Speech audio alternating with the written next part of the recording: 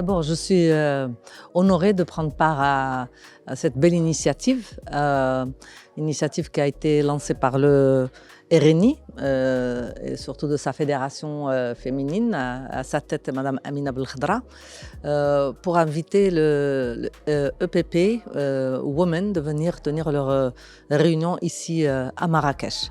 Un événement de grande envergure parce qu'on a vu la présence de femmes de très gros calibre, de femmes qui ont brillé de par leur profession et leur, on va dire, leur militantisme, de voir la femme occuper des postes importants.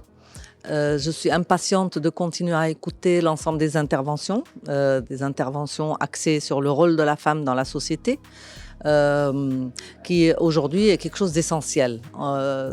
La société ne peut plus, et le monde de manière générale ne peut plus avancer tout en laissant derrière la femme. La femme aujourd'hui, elle est la mère, elle est l'épouse, elle est la sœur, elle est aussi quelqu'un d'essentiel à tous les niveaux pour que les pays puissent avancer de manière appropriée.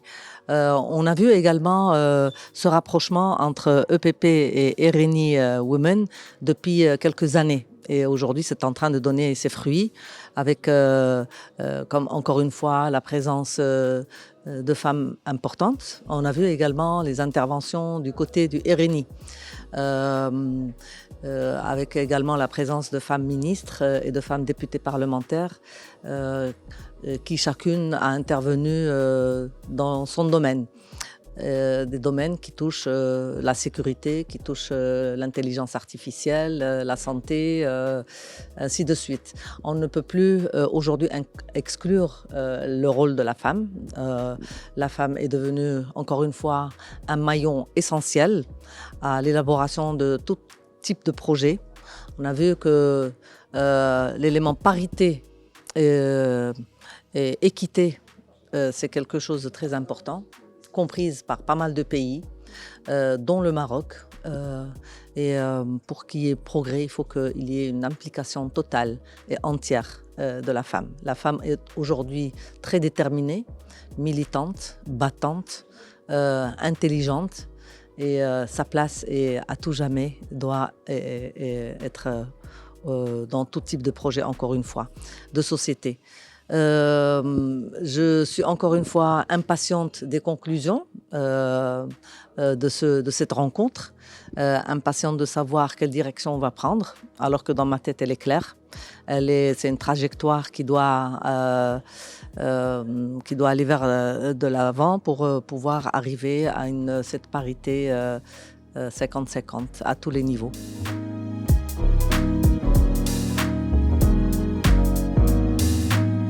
On sait que le Maroc s'apprête à organiser la Coupe du Monde en 2030. J'ai vécu 4 à 5 Coupes du Monde.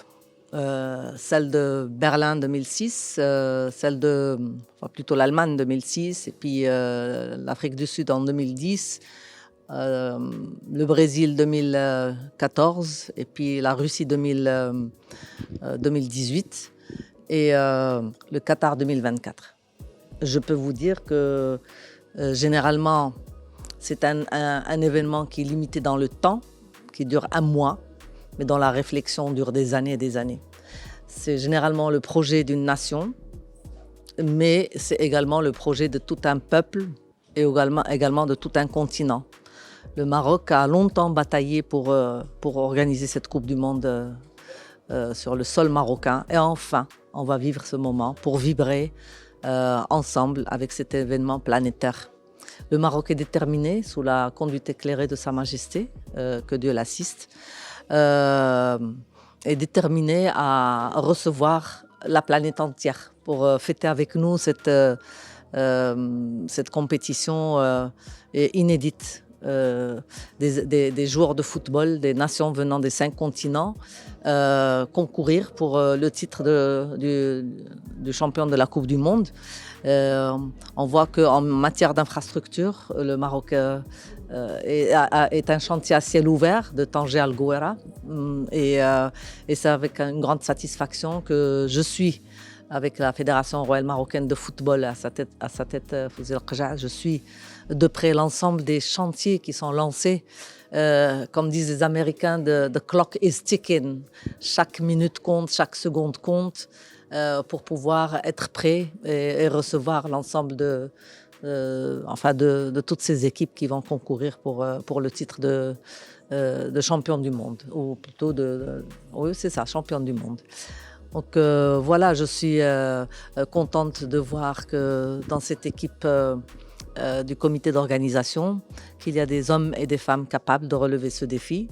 Et j'aimerais bien savoir si le nombre, j'aimerais bien voir, pas savoir, un nombre important de femmes associées à ce beau projet pour justement montrer que cette parité existe.